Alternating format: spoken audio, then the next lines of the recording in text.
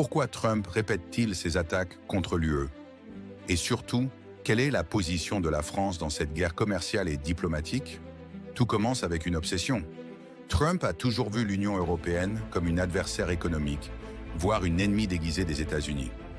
Dès son premier mandat, il dénonçait les pratiques déloyales de l'UE, accusant Bruxelles de profiter du marché américain sans offrir de concessions en retour. Et maintenant qu'il est en pleine campagne pour un retour à la Maison-Blanche, il remet le sujet sur la table. Pourquoi? Parce que cela plaît à son électorat protectionniste qui rêve d'une Amérique forte et indépendante face aux bureaucrates européens. Mais alors, comment réagit la France? Officiellement, Emmanuel Macron défend une ligne dure. Il appelle à une réponse ferme de l'UE et à la protection des entreprises européennes. Pourtant, en coulisses, la situation est plus complexe. Car si Trump revient au pouvoir, Paris devra composer avec une administration encore plus imprévisible et hostile.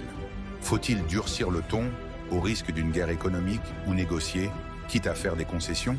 Et puis, une autre question se pose. Entre Trump et Poutine, que choisir?